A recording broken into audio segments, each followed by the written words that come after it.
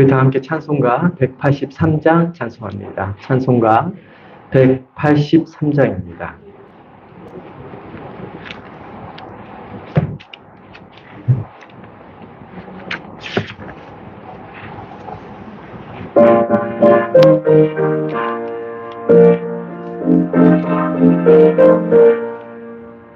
빈들의 마른 들같이 시들은 나의 영혼 주님이 약속한 성령 간절히 기다리네 가물함의 마른 땅에 단비를 내리시되 성령의 단비를 부어 새 생명 주옵소서 반가운 소리 들려 산천이 춤을 추네 봄비로 내리는 성령 내게로 주옵소서 가물함의 마른 땅에 단비를 내리시되 성령의 단비를 부어 새 생명 주옵소서 절단한 물을 내려 조목이 무성하니 갈급한 내 심령 위에 성령을 부으소서 가물함의 마른 땅에 단비를 내리시되 성령의 단비를 부어 새 생명 주옵소서 참되신 사랑이 오냐 어길 수 있사오냐 오늘의 흡족한 은혜 주실 줄 믿습니다 가물함의 마른 땅에 단비를 내리시네 성령의 단비를 부어 새 생명 3절 4절 다시 찬양합니다. 절단한 우로를 내려 조목이 무성하니 갈급한 내 심령 위에 성령을 부으소서 가물함의 마른 땅에 단비를 내리시되 성령의 단비를 부어 새 생명 주옵소서 참되신 사랑의 오냐 어길 수 있사오냐 오늘의 흡족한 은혜 주실 줄 믿습니다 가물함의 마른 땅에 단비를 내리시듯 성령의 단비를 부어 새 생명 주옵소서 아멘.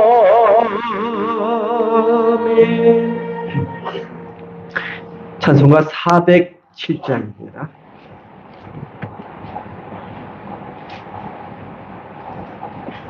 (407장)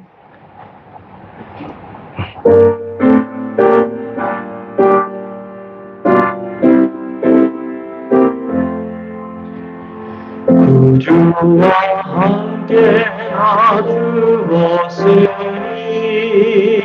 구주와 함께 나 살았도다 영광의 그날에 이르도록 언제나 주만 바라봅니다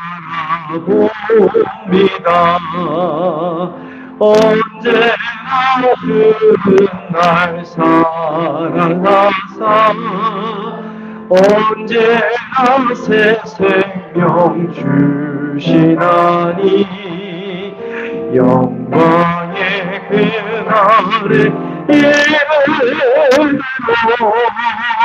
언제나 주만 바라봅니다 마음속에 시험을 받을 때와 무거운 근심이 있을 때에 주께서 그때도 같이 하사 언제나 나를 도와주시네. 언제나 주는 날 사랑하사 언제나 새 생명 주시다니 영광의 그날의 이름으로 언제나 주만 바라봅니다. 내 몸에 안길 때와 쓰라린 마음으로 탄식할 때 주께서 그때도 같이 하사 언제나 나를 생각하시네. 언제나 주는 날 사랑하사 언제나 새 생명 주시다니 영광의 그날의 이름으로 언제나 주만 바라봅니다. 내 몸의 약함을 아시는 주 못 고칠 질병이 아주 없네. 괴로운 날이나 기쁜 때나 언제나 나와 함께 계시네. 언제나 주는 날 사랑하사 언제나 새 생명 지나니 영광 그날의 이내로 언제나 주만 바라봅니다.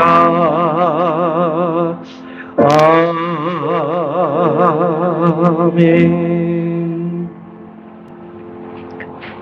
다 함께 자리에서 일어나셔서 조용한 기도드림으로 주일 예배 하나님께 올려드립니다.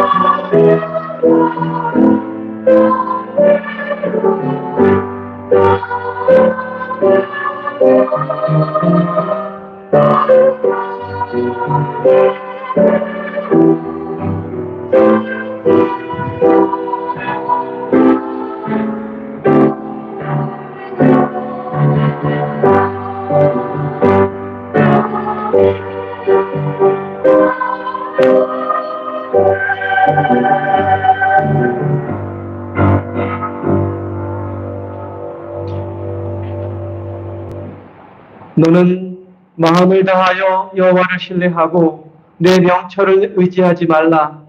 너는 범사에 그를 인정하라. 그리하면 내 길을 지도하시리라. 아멘.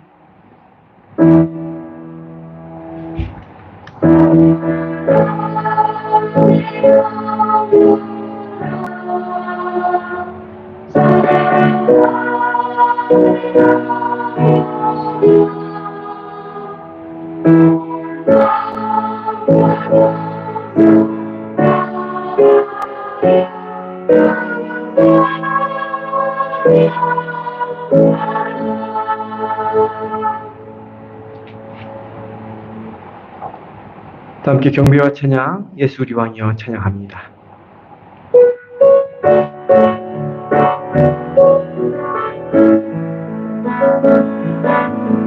예수 우리 왕이여 이곳에 오소서. 보좌로 주여 임하사 찬양을 받아주소서. 주님을 찬양하오니 주님을 경배하오니 왕이신 예수여 오소서. 찬양하사 다스리소. 두 손 들고 찬양합니다. 예수 우리 왕이여 예수 우리 왕이여 이곳에 오소서. 보좌로 주여 임하사 찬양을 받아주소서. 주님을 찬양하오니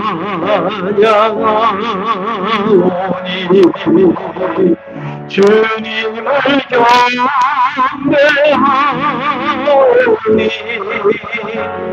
왕이신 예수여 오셔서 조정하사 다스리소서.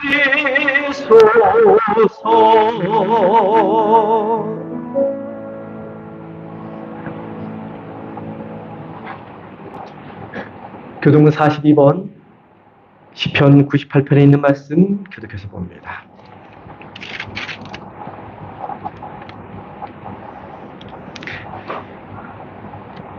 새 노래로 여호와께 찬송하라. 그는 기이한 일을 행하사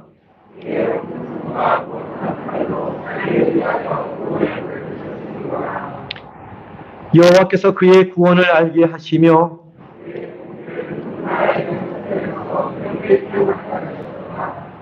그가 이스라엘의 집에 베푸신 인자와 성실을 기억하셨으므로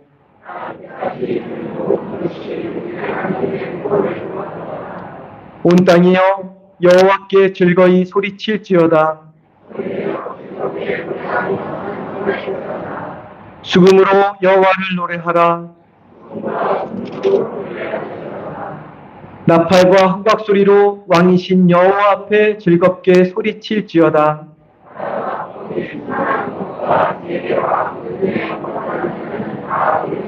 한 목소리로 함께 보겠습니다. 여호와 앞에서 큰 물은 박수할지어다. 산악이 함께 즐겁게 노래할지어다. 아멘. 사도신경으로 신앙 고백드립니다. 전능하사 전지를 만드신 하나님 아버지를 내가 믿사오며 그 외아들 우리 주 예수 그리스도를 믿사오니 이는 성령으로 잉태하사 동정녀 마리아에게 낳으시고 본디오 빌라도에게 고난을 받으사 십자가에 못 박혀 죽으시고 장사한 지 사흘 만에 죽은 자 가운데서 다시 살아나셨으며 하늘에 오르사 전능하신 하나님 우편에 앉아 계시다가 저리로서 산자와 죽은 자를 심판하러 오시리라. 성령을 믿사오며 거룩한 공예와 성도가 서로 교통하는 것과 죄를 사하여 주시는 것과 몸이 다시 사는 것과 영원히 사는 것을 믿사옵나이다. 아멘.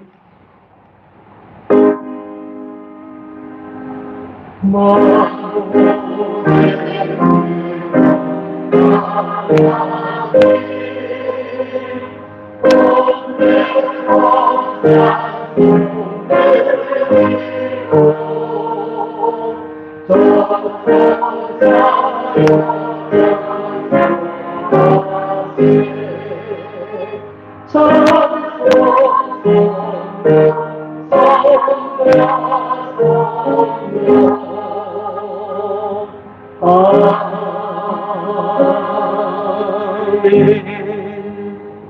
다 자리에 앉아 주시기 바랍니다. 김혜란 장로님 나오셔서 대표하여 기도해 주시겠습니다.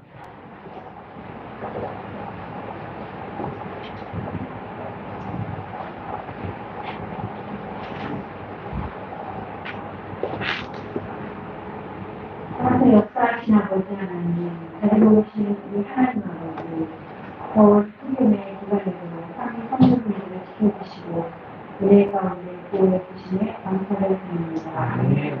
그들의 하나님을 보게 하시며 아이를 몰래 당하는 죄의 뒷된 일들을 주님 앞에 내려놓고 고백하며 하나님의 사랑의 치유의 은혜를 베풀어 주시옵소서.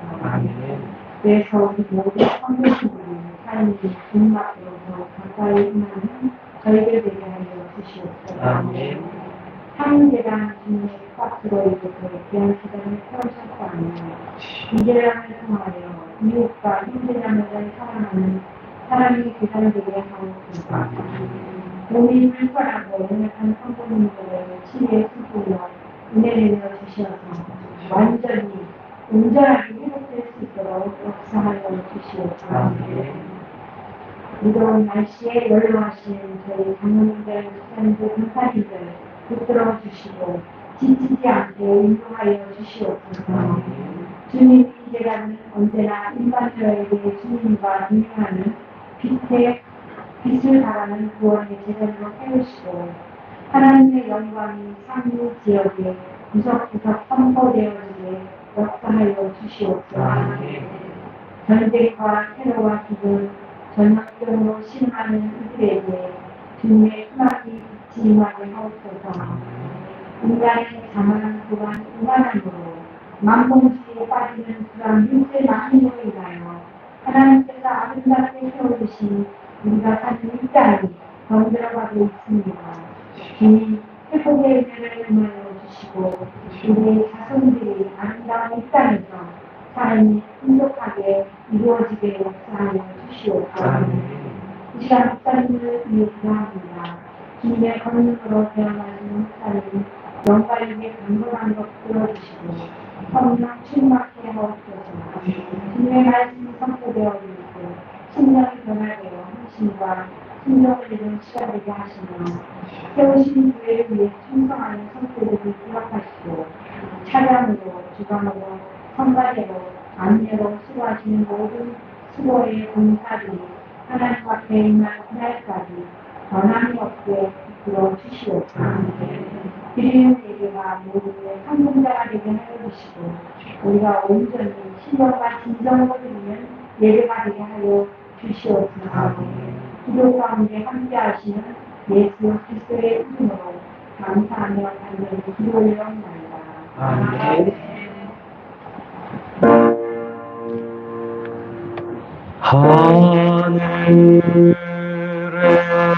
하늘에 계신 아버지 이름 거룩하사 주님 나라 임하시고 뜻이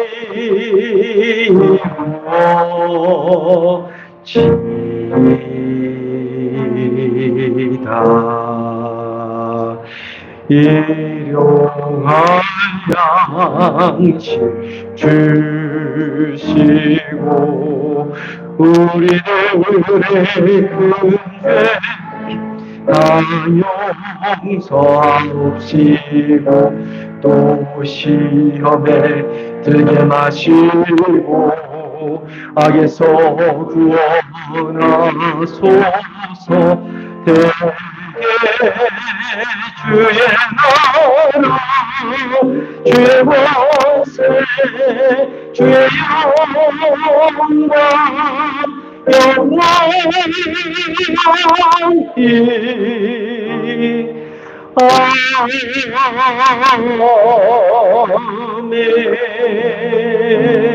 아멘. 이 시간 준비한 님을 하나님께 부어 올리겠습니다.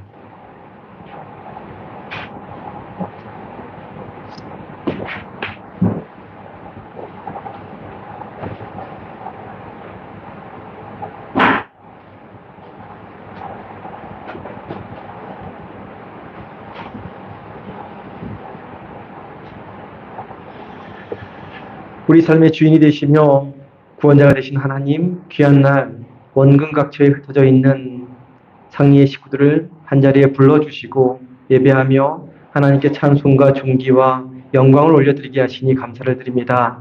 이 시간 베풀어 주신 은혜와 사랑에 감사로 정성을 담아 하나님 앞에 귀한 예물을 올려드립니다. 우리의 시간과 우리의 마음과 우리의 정성을 주님께 올려드립니다. 기쁘게 받아주시고 이 예물이 하나님 나라를 위하여 귀하게 거룩하게 복되게 사용되어지는 예물되게 하여 주옵소서. 예물들이 손길 위에 하늘의 풍성한 은혜가 흘러넘치게 하여 주시고 숨쉬며 살아가는 순간마다 감사와 기쁨과 사랑이 끊이지 않는 삶 되게 하여 주옵소서. 소원을 담아드린 예물 위에 응답의 역사가 있게 하시고 우리의 가정과 자녀와 일터 가운데 늘 함께 동행하여 주옵소서. 들어와도 복받는 인생 되게 하시고 나가도 복받는 인생 되게 하여 주옵소서. 귀하신 우리 주 예수 그리스도의 이름으로 기도드립니다. 아멘.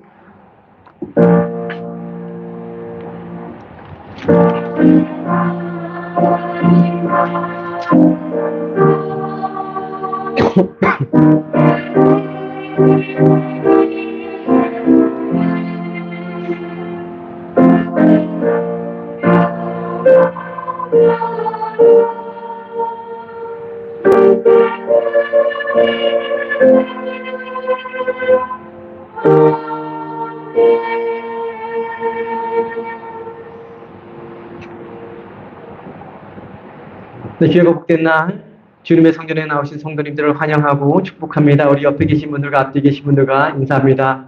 사랑합니다.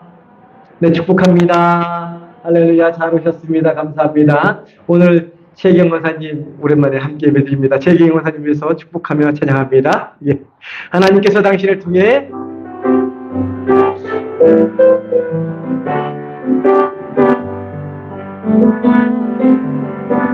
하나님께서 당신을 통해 메마른 땅에 샘물나 소리를 따르며 축복합니다.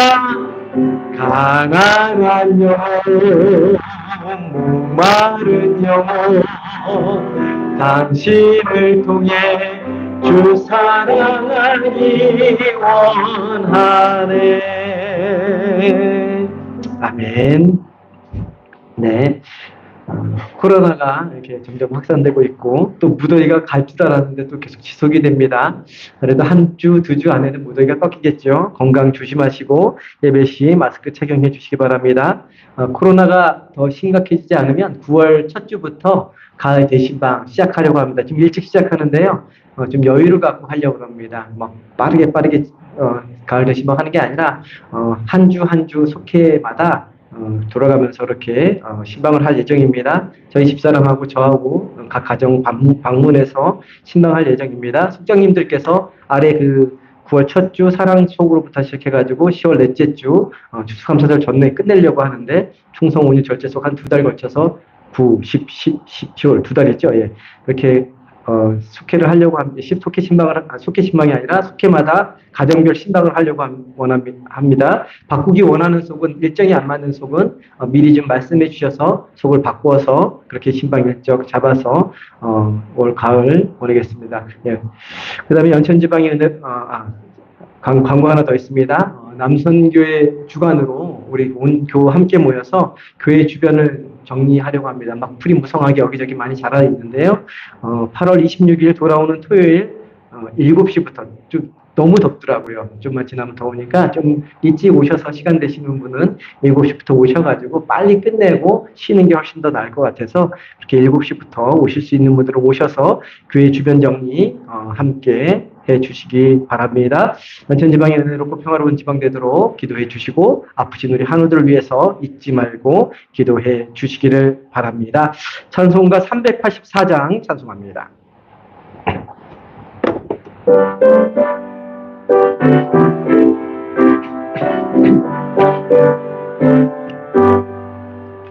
나의 길 나가도록 예수 인도하시니 내 주 안에 있는 분을 어찌 의심하리요.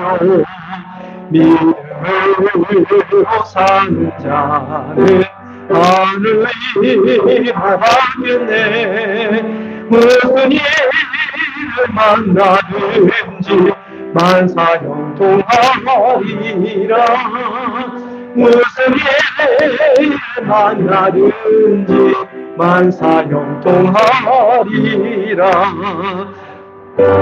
갈 다가도록 예수 인도하시니 어려움이 나는데도 족하는 해주시네. 나는 심히보다 나고 영은 매우 가난하. 나의 앞에 반석에서 샘물나게 하시네. 나의 앞에 반석에서 샘물나게 하시네. 나의 갈 길 다가도록 예수 인도하시니 그의 사랑 어찌 큰지 말할 수 없도다. 성령과 받은 영혼 하늘나라 갈 때에 영영을 나의 찬송 예수 인도하셨네. 영영을 나의 찬송 예수 인도하셨네.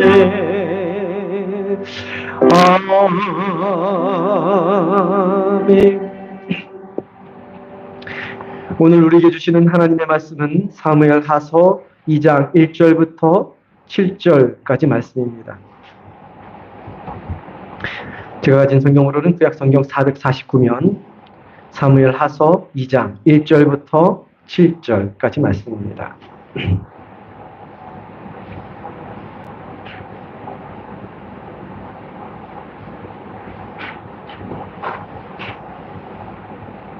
사무엘하서 2장 1절부터 7절까지 말씀 저와 교독해서 봅니다. 제가 먼저 봅니다.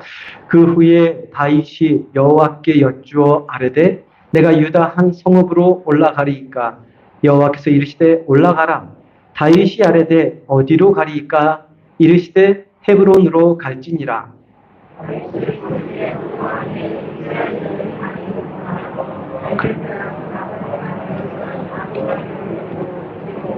올라갈 때 또 자기와 함께한 추종자들과 그들의 가족들을 다윗이 다 데리고 올라가서 헤브론 각 성읍에 살게 하니라.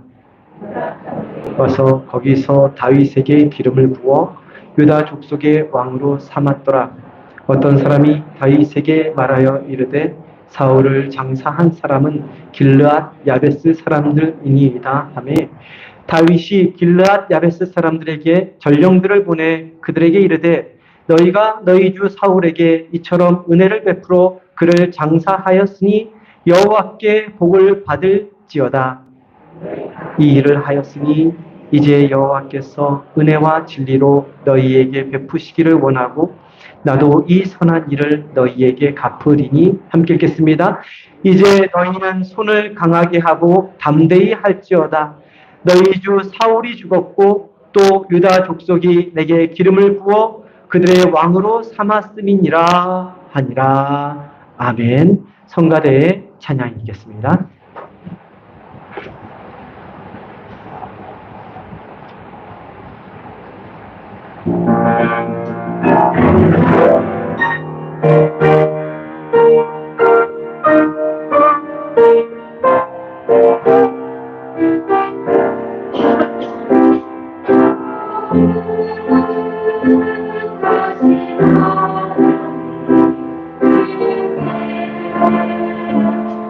Amen.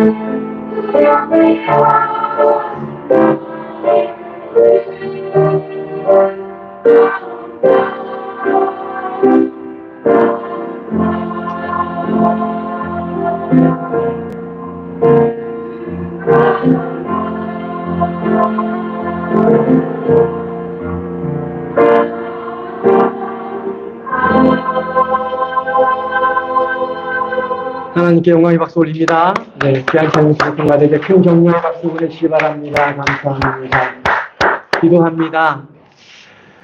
사랑하는 하나님, 나를 위하여 이 땅에 오셔서 우리가 가난할 때 부유케 하시고 우리가 약할 때 강하게 하시는 그 놀라운 은혜를 허락하여 주시니 감사합니다. 날마다 주님의 은혜 가운데 거함으로 말미암아 주님의 사랑을 경험하게 하시고 주님의 사랑을 증거하는 믿음의 사람들이 다 될 수 있도록 인도하여 주옵소서. 이 시간 부족하고 죄 많고 연약한 종이 하나님의 말씀을 증거합니다. 성령님 함께하여 주시고 사람의 입술의 말이 아니라 이 시간 우리 심령 가운데 거하시는 성령님께서 우리에게 주시고자 하는 귀한 주님의 음성, 마음문을 열고 길을 열고 영안을 열어 듣게 하시고 볼 수 있는 은혜의 시간 되게 인도하여 주옵소서.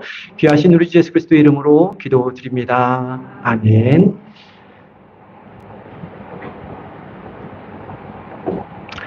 미국의 강철왕으로 유명한 앤드류 카네기라는 인물이 있습니다.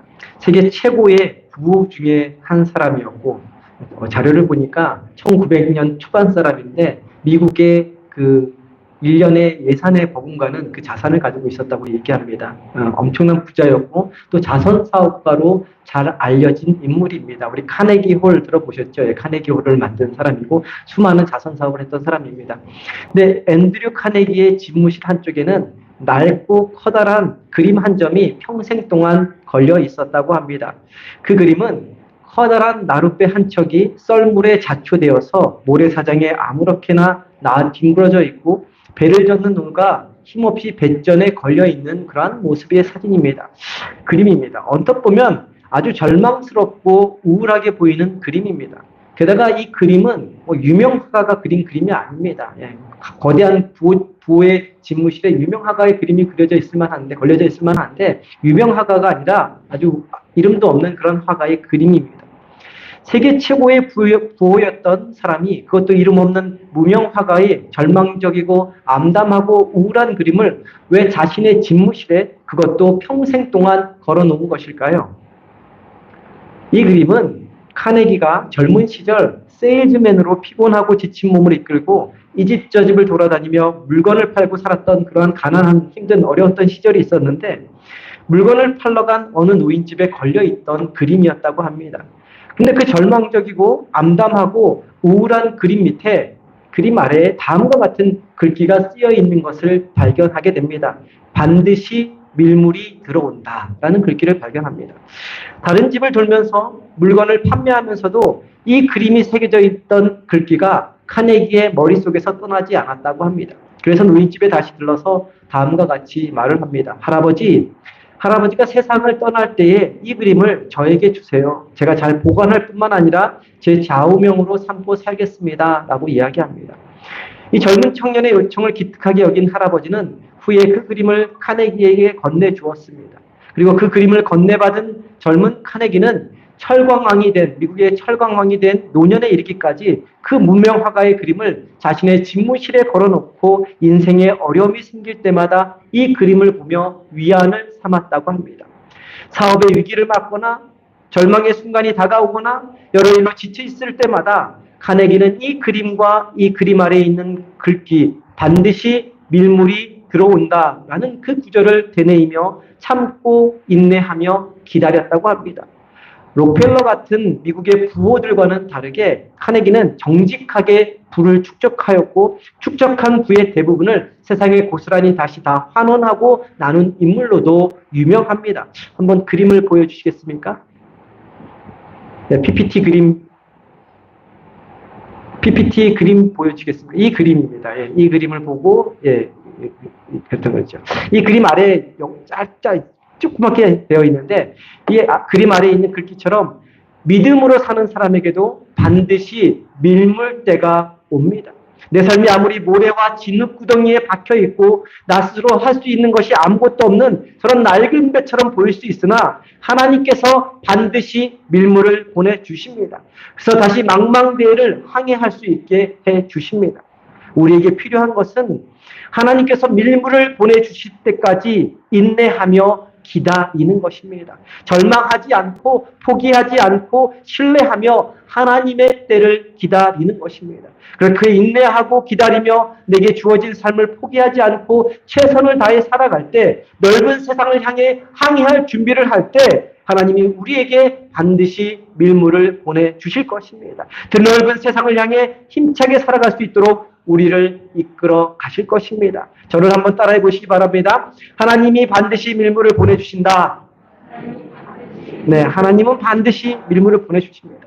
우리 삶이 아무리 이 낡은 나룻배처럼 아무것도 할 수 없는 것처럼 보일지라도 하나님은 반드시 밀물을 우리 삶 가운데 보내주십니다. 그때를 인내하며 기다릴 수 있는 저와 성도님 되기를 소망합니다. 그때 힘차게 항해할 수 있도록 준비하며 최선을 다하는 삶을 살아가는 저와 성도님 되기를 간절히 소망합니다.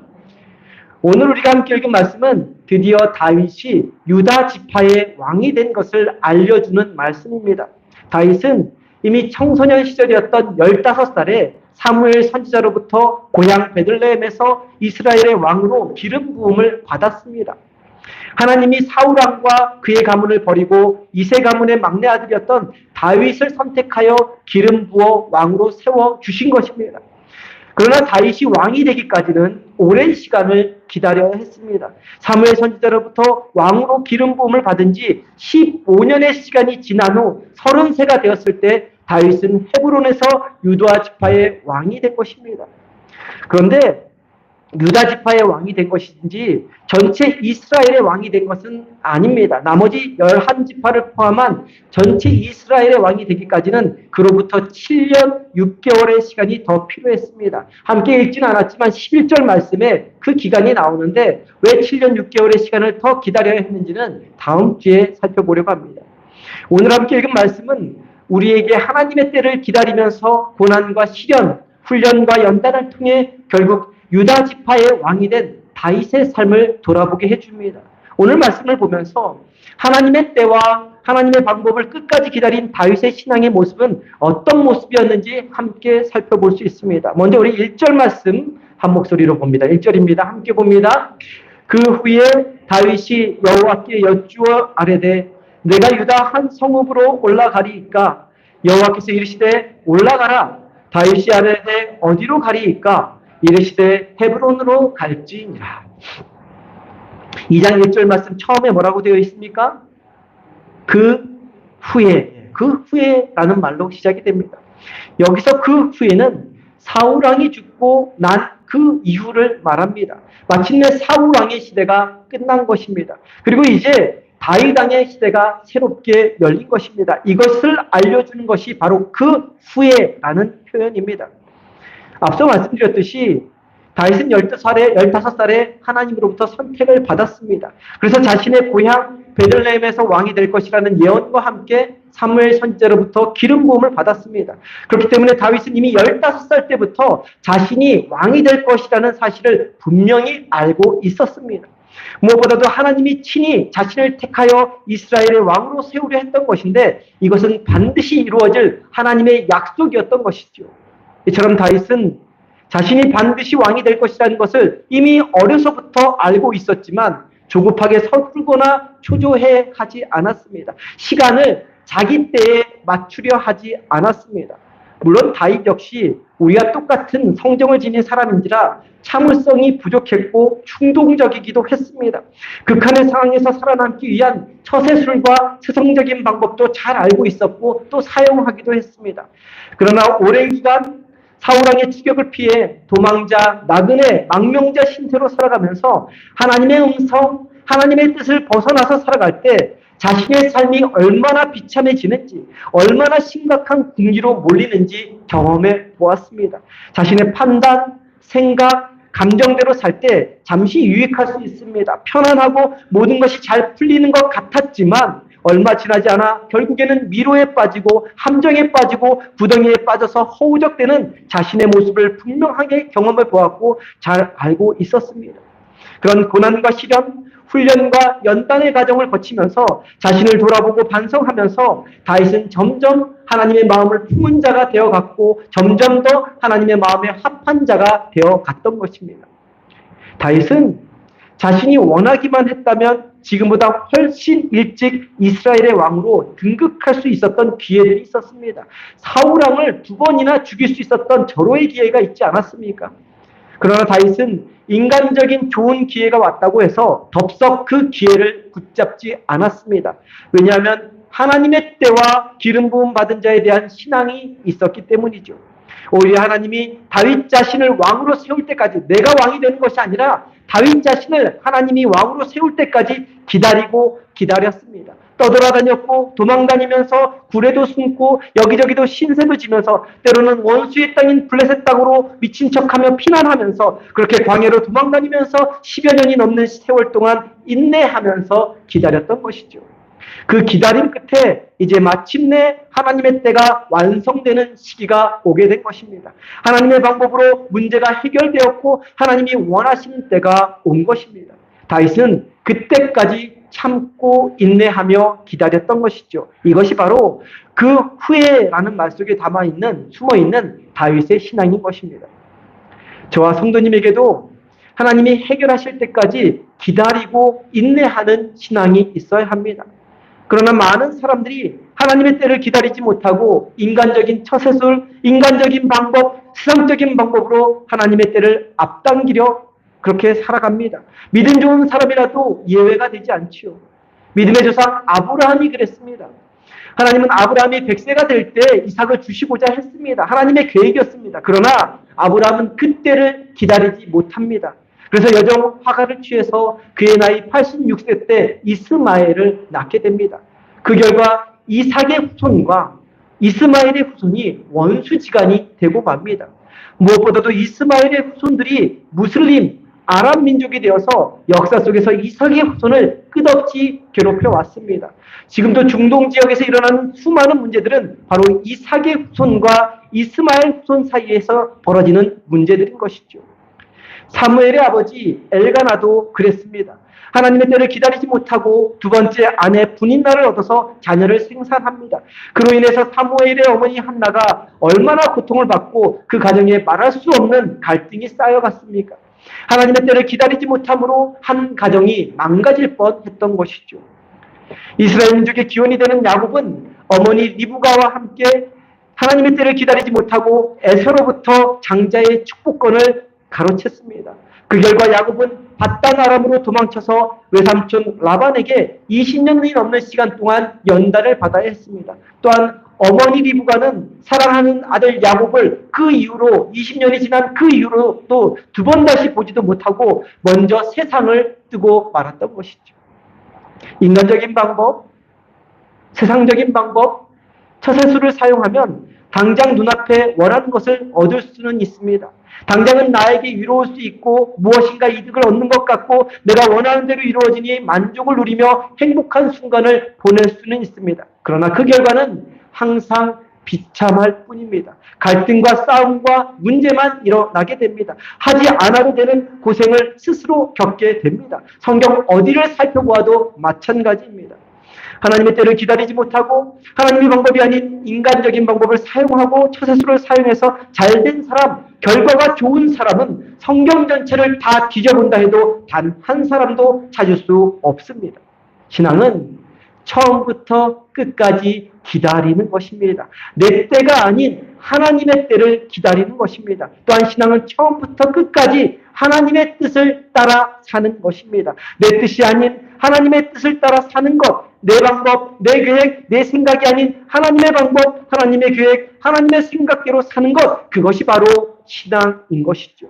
다윗처럼 그 후회를 기다릴 줄 아는 삶이 바로 신앙인의 삶인 것입니다. 믿음으로 살고자 하는 사람은 자신의 현실이 아무리 어렵고 힘들어도 내 마음대로 되는 것이 하나도 없어 답답하고 지쳐도 인간적인 방법, 세상적인 방식, 처세술로 살아서는 절대로 안 됩니다. 인간적인 조언과 인간의 힘에 의지하거나 악한 방식을 따르고자 하는 마음은 모양이라도 버려야 합니다. 하나님이 해결해 주실 때까지, 하나님이 친히 개입해 주실 때까지, 하나님이 사인을 주실 때까지 믿음으로 인내하며 기다려야 합니다. 어려움, 아픔, 상처, 고난은 있을 수 있지만 참고 인내하고 견디면서 하나님이 모든 문제를 하나님의 방법으로 풀어주실 때까지 기다려야 합니다. 믿음으로 살고자 하는 사람에게 이보다 더 좋은 방법은 없습니다. 이보다 더 빠른 방법은 없는 것입니다. 믿음으로 사는 사람이 자신 앞에 놓인 문제를 인간적으로 풀어가려고 하면, 세상적으로 풀어가려고 하면 그때부터 문제는 더 꼬이게 되어 있습니다. 사탄이 역사하게 되어 있습니다. 시험에 들게 되어 있습니다. 결국은 모든 하나님의 영광을 가릴 뿐만 아니라 우리 자신을 흑암의 구렁텅이로 몰아넣고 맙니다. 사랑하는 성도님, 다윗이 하나님의 때를 기다리고 기다렸던 것처럼 저와 성도님도 하나님의 때를 기다리고 기다릴 수 있는 인내의 사람들이 되기를 간절히 소망합니다. 다윗이 인간적인 방법, 세상적인 방법이 아니라 하나님이 일하시고 역사하실 때까지 하나님의 뜻에 따라 생활했던 것처럼 그렇게 하나님의 뜻을 헤아리며 하나님의 방법에 순응하며 살아가는 저와 성도님 되기를 간절히 소망합니다. 그래서 내 삶을 내가 이루어가면서 즐거워하고 만족하며 끝내는 인생이 아니라 하나님이 친히 내 삶에 개입하시고 역사하셔서 나를 다윗과 같은 존귀한 존재로 만들어 가시고 내 자녀와 후손을 위대한 믿음의 가문으로 명문가문으로 만들어 가시는 주님의 손길을 경험하는 복된 인생 되기를 간절히 소망합니다. 1절에 나오는 그 후에라는 단어를 통해 오랜 시간 기다리며 인내한 다윗의 모습을 살펴볼 수 있었다면 그 후에 나오는 다음 구절을 통해서 한 가지 더 발견할 수 있는 다윗의 위대한 모습이 있습니다. 그것은 바로 하나님께 묻고 또 물어가며 기도하면서 철저히 하나님의 뜻에 따라 움직이는 다윗의 모습입니다. 우리 1절 말씀 우리 PPT를 통해서 다시 한번 한 목소리로 봅니다. 함께 봅니다. 그 후에 다윗이 여호와께 여쭈어 아뢰되 내가 유다 한 성읍으로 올라가리이까? 여호와께서 이르시되 올라가라. 다윗이 아뢰되 어디로 가리이까? 이르시되 헤브론으로 갈지니라. 이제 사울왕은 죽었습니다. 그리고 이제 다윗이 왕이 될 시간이 도래했습니다. 그래서 이제 망명자가 되어 얹혀 살고 있던 블레셋 족속의 땅 시글락 땅을 떠나서 유다 땅으로 가야 합니다. 하나님께서 사무엘 선지자를 통해서 기름 부어 왕이 될 것이라고 약속하셨고 대부분의 백성들도 그 사실을 알고 있었습니다. 사울왕은 죽었으니 이제 다윗이 왕이 될 차례가 온 것입니다. 그래서 다윗은 자신을 따르는 무리들을 이끌고 유다 땅에 가서 하나님의 약속대로 나는 하나님이 기름 부어 세운 왕이다라고 선포하면 됩니다. 그리고 나서 새로운 다윗 왕조 시대를 펼치면 됩니다. 그것이 15년을 기다리고 인내했다면 사울왕이 죽었다는 것은 당연히 자신이 왕이 될 하나님의 사인, 하나님의 뜻으로 여길 수 있게 충분했습니다. 그런데 어디 다윗만 그랬겠습니까? 다윗의 식구들, 다윗의 추종자들, 다윗을 따르는 수많은 무리들이 이제 유대 땅으로 가서 나는 사무엘 선지자가 하나님의 명을 받아 기름 부어 받은 왕 다윗이요 선포하라고 부추기지 않았겠습니까? 이제 고생 끝 행복의 시작이었습니다. 유다 땅으로 올라가기만 하면 됩니다. 그러나 다윗은 그렇게 하지 않았습니다. 아무리 하나님의 사인처럼 보이고 아무리 가족이나 주변 사람이 부추겨도 섣불리 움직이지 않았습니다. 당연히 움직여도 되는 상황인데도 그렇게 당연하다듯 움직이며 행동하지 않았습니다. 그러면 다윗이 무엇을 합니까? 하나님께 묻습니다. 내가 유다 한 성읍으로 올라가리이까? 그러자 하나님은 대답해 주십니다. 유다 땅으로 올라가라 대답해 주십니다. 이제 다윗은 하나님이 대답해 주신 대로 유다 땅으로 올라가기만 하면 됩니다. 유다 땅으로 올라가라고 분명히 말씀해 주셨으니까 자신이 기름 부음 받았던 고향 땅인 베들레헴이든지 수도가 되기에 적합한 예루살렘이든지 유다 땅 어디든 자신이 터를 닦고 싶은 그곳으로 유다 땅 아무 곳이나 올라가기만 하면 되는 것입니다. 하나님이 올라가라고 하지 않았습니까? 그런데 다윗은 또다시 하나님께 묻습니다. 유다 땅 어디로 가니까? 라고 묻습니다. 구체적인 지명을 물어본 것입니다. 그러면 다윗은 왜 또다시 구체적인 지명을 물어본 것일까요? 아마도 다윗의 마음속에 가고 싶은 유다 땅이 있었을 것입니다. 고향 땅 베들레헴 땅이든지 기름 부음 받았던 고향 땅 베들레헴이든지 모든 사람들의 중심지인 예루살렘이든지 유다 땅에 가고 싶은 곳이 마음속에 있었을 것입니다. 하나님이 유다 땅에 올라가라 그랬으니 마음속에 있는 곳 올라가면 되었습니다. 그러나 그것조차도 마음대로 결정하고 싶지 않았던 것입니다. 그래서 다시 물어본 것입니다.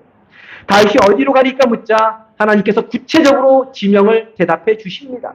헤브론으로 갈지니라. 베들레헴이 아니었습니다. 예루살렘이 아니었습니다. 다윗이 가고 싶은 곳이 아니라 헤브론이라는 구체적인 지명을 알려주십니다. 이 지명이 왜 중요한지는 나중에 말씀드리겠습니다.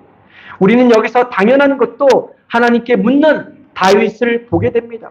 지극히 사소한 것도 물어보지 않아도 되는 것을 하나님께 묻고 하나님께서 말씀하시면 그대로 순종하여 그렇게 나아가는 다윗을 보게 됩니다. 왜? 다윗은 너무나도 뻔한 일 아니었습니까? 안 물어도 되는 두 가지 일을 뻔한 일도 하나님께 묻고 또 묻고 있는 것일까요? 이제 두 번 다시 실수하고 싶지 않아서입니다. 섣불리 자신의 판단에 따라 움직이고 싶지 않아서입니다. 자신의 뜻을 하나님의 뜻으로 둔갑시켜 행동하지 않기 위해서입니다. 다윗은 15년 동안의 생활을 통해 수많은 고난의 상황과 연단의 상황을 통과하면서 하나님의 인도하심을 받는 것이 가장 안전하고 가장 빠른 길이라는 것을 분명하게 확실하게 깨달은 것입니다. 성경 가지고 계신 분들은 제가 PPT를 준비를 못했는데 사무엘상 27장 1절 말씀을 보면 사무엘상 27장 1절 말씀만 잘 살펴보시면 다윗이 적대국이었던 블레셋 땅 아기스 왕에게 자신의 삶을 의탁했던 일이 나옵니다. 사울왕의 추격이 극에 달하자 다윗과 다윗을 따르는 무리들은 더 이상 이스라엘 땅에 머무를 수 없게 되었습니다. 너무나 불안하고 너무나 두려웠습니다. 이제 사울왕의 군대에 잡히는 일만 남았고 갈 수 있는 곳은 적대국인 블레셋 땅밖에 남아있지 않았습니다. 그래서 망명하기로 결정을 하죠. 그런데 그때 다윗은 하나님께 묻지 않았습니다. 1절 말씀 보면 묻지 않고 마음에 생각하기를 그대로 움직이는 것을 보게 됩니다. 다윗에게 남아있는 마지막 선택지였기 때문에 물어도 소용없다고 생각했을 수도 있습니다. 내 마음이 곧 하나님의 마음과 같다라고 생각했을 수도 있습니다. 그러나 아무리 당연한 것처럼 보일지라도 선택할 수 있는 방법이 딱 하나밖에 남아있지 않았다 하더라도 하나님께 여쭈어 보았어야 했습니다. 자신의 마음속에 있는 생각대로 움직여서는 안 되는 것이었습니다. 다윗이 하나님께 묻지 않고 블레셋 땅으로 망명했을 때 어떤 일이 일어납니까? 블레셋으로 망명한 지 얼마 지나지도 않아 뜻하지도 않게 블레셋과 이스라엘 사이에 전쟁이 일어납니다. 그래서 사울왕이 죽지 않습니까? 그 전쟁이 일어났습니다. 그래서 동족의 원수의 편에 서서 자기 민족에게 칼을 겨누는 그런 상황까지 갈 뻔했습니다. 싸움터에 가지 않았으면 가다가 돌아선 거 아닙니까? 또한 시글락 성읍을 불태운 아말렉 군사로 인해서 자기 부하들에게 돌에 맞아 죽을 뻔했기도 했습니다. 다윗은 하나님의 뜻을 묻지 않고 자기 생각대로 블레셋 아기스 왕에게 몸을 의탁했다가 영원토록 돌이킬 수 없는 죄의 수렁에 빠질 뻔한 경험을 했었던 것이죠. 그런 사건들을 통해 다윗은 철저하게 깨달은 것입니다. 하나부터 열 끝까지 하나님께 묻자. 어디를 가든 하나님의 인도하심을 받자. 아무리 모든 것이 분명하고 아무리 확실해 보여도 다시 묻고 또 묻자. 그리고 하나님이 말씀해 주시는 대로 움직이자. 그 길이 가장 안전한 길이요. 그 길이 가장 빠른 길이요. 하나님이 가라고 하신 곳이 가장 좋은 길이라는 그 믿음의 진리를 터득하게 된 것이죠. 이런 연단의 과정을 통과했기에 왕이 되는 그 순간에도 다윗은 사소한 것, 확실한 것, 당연한 것, 분명한 것도 하나님께 묻는 기도의 영성이 생기게 된 것입니다.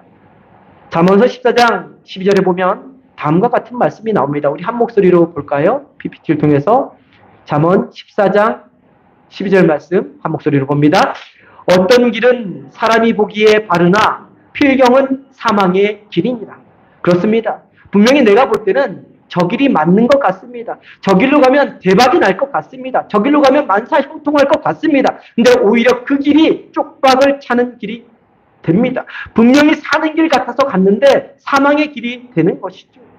돌다리도 두드려보고 건너라고 했듯이 우리 눈을, 우리 생각을, 우리 감각, 우리 느낌을 믿어서는 안 됩니다. 아무리 당연한 일처럼 보이고 아무리 맞는 것처럼 보여도 하나님께 기도하며 묻고 또 물어야 합니다. 그것이 바로 믿음으로 사는 사람의 처음과 나중이 되어야 합니다.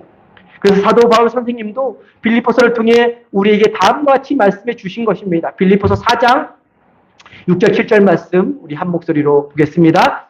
빌립보서 4장 6절 7절 말씀 함께 봅니다. 아무것도 염려하지 말고 다만 모든 일에 기도와 간구로 너희 구할 것을 감사함으로 하나님께 아뢰라. 그리하면 모든 지각에 뛰어난 하나님의 평강이 그리스도 예수 안에서 너희 마음과 생각을 지키시리라. 이 말씀에서 가장 중요한 단어는 바로 모든 일에 라는 단어입니다. 그러니까 내가 필요한 일, 내가 갈급한 일, 내가 원하는 일, 내가 이루고 싶은 일만 기도하고 간구하는 것이 아니라 내 삶에 일어나는 모든 일, 일거수일투족 하나도 빠짐없이 세세히 모든 일에 기도와 간구로 감사함으로 하나님께 아뢰라는 것이죠. 그러면 불안 가운데 있는 우리의 마음과 우리의 생각을 하나님께서 지켜주시고 우리를 하나님의 평강 가운데, 평화 가운데 거하게 해주신다는 것입니다. 사랑하는 성도님, 내가 생각할 때 너무나 당연한 일도, 내가 늘 해오던 일도, 아무리 뻔해 보이는 일도 기도로 하나님께 엽주는 기도의 사람들이 되기를 소망합니다. 당연해도 기도하시고, 서둘러야 할 때도 기도하시고, 갈 바를 알지 못해도 기도하시고, 길이 정확히 보이고 확실해도 기도함으로 하나님의 뜻, 하나님의 음성을 듣는 저와 성도님 되기를 소망합니다. 또한 앞서 나눈 말씀처럼 내 때가 아닌 하나님의 때를 기다리며 내 방법과 내 수단이 아닌 하나님이 일하실 때까지 인내하며 기다릴 수 있는 저와 성도님 되기를 소망합니다. 그렇게 다윗처럼 인내하며 기다리며 또 그렇게 매 순간 하나님께 묻고 또 물어서 응답받고 하나님의 말씀대로 순종하며 살아감으로 우리 인생의 썰물의 때를 민물로 만들어주시는 하나님, 우리를 푸른 초장 실만한 물가로 이끌어주시는 하나님, 그 하나님의 인도하심과 보호하심을 날마다 경험하며 사는 복된 인생 되기를 주님의 이름으로 간절히 축원합니다. 기도합니다. 우리 삶의 산소망과 구원이 되신 하나님, 이 땅을 살아갈 때 우리 마음속에 바램, 소원들이 있습니다. 그리고 하나님이 우리에게 약속해 주신 말씀들이 있습니다. 저희는 당장 그 소원이 이루어지고 당장 그 약속들이 우리 삶에 그대로 이루어지기 원하지만 우리의 때가 아닌 하나님의 때를 기다리며 사는 지혜를 허락하여 주옵소서. 편하고 쉽고 익숙한 인간적인 방법, 세속적인 방법이 아니라 어렵고 힘들고 괴롭지만 하나님의 방법대로 살아갈 수 있는 힘과 용기를 허락하여 주옵소서. 그래서 우리 소원에 친히 응답해 주시고 하나님이 우리에게 약속해 주신 말씀들이 우리 삶에 어떻게 구체적으로 이루어지는지 경험할 수 있는 복된 일이 인생이 되게 하여 주옵소서. 또한 무슨 일을 계획하고 선택할 때마다 가장 먼저 하나님께 기도하며 하나님의 뜻을 구할 수 있게 하여 주옵소서. 묻고 또 물어서 내 뜻이 아닌 분명한 하나님의 뜻, 하나님의 말씀을 듣게 하시고 그 말씀대로 순종하며 살아감으로 범사의 형통한 삶을 누리며 사는 복된 인생이 되게 인도하여 주옵소서. 귀하신 우리 주 예수 그리스도의 이름으로 기도드립니다. 아멘.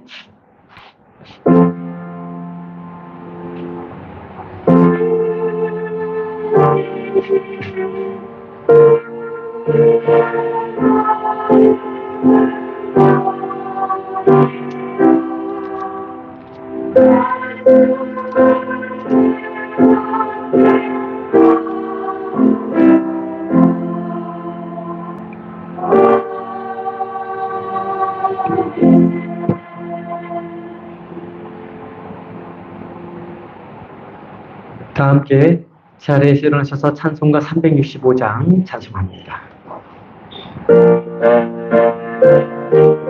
우리 박수 치며 찬양하겠습니다.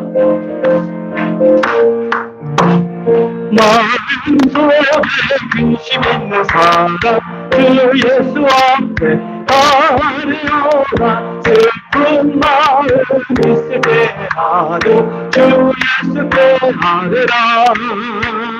주 예수 앞에 아뢰어라. 주의 친구니 무엇이나 근심하지 말고 주 예수께 아뢰라. 눈물 나며 깊은 한숨 쉴 때 주 예수 앞에 아뢰어라. 은밀한 예배 있더라도 주 예수께 아뢰라. 주 예수 앞에 아뢰어라. 주의 친구니 무엇이나 근심하지 말고 주 예수께 아뢰라. 괴로움과 두려움 있을 때 주 예수 앞에 아뢰어라. 내일 일을 염려하지 말고 주 예수께 아뢰라. 주 예수 앞에 아뢰어라. 주의 친구니 무엇이나 근심하지 말고 주 예수께 아뢰라. 죽음 앞에 겁을 내는 자요 주 예수 앞에 아뢰어라. 하늘나라 바라보는 자요 주 예수께 아뢰라. 주 예수 앞에 아뢰어라. 주의 친구니 무엇이나 근심하지 말고 주 예수께 아뢰라. 아멘. 기도합니다. 지금은 십자가에서 죽으시기까지 우리를 품어주신 우리 주 예수 그리스도의 은혜와 하나님 아버지의 높고 깊고 크신 사랑과 우리를 지키시고 도우시고 인도하시는 성령님의 감화감동 역사심이 하나님의 때를 기다리는 삶, 하나님의 뜻을 구하기 위해 기도하는 삶을 살아가고자 결단하며 돌아가는 성도님들의 머리머리 위에 이제부터 영원토록 함께하여 주시기를 간절히 축원하옵나이다. 아멘.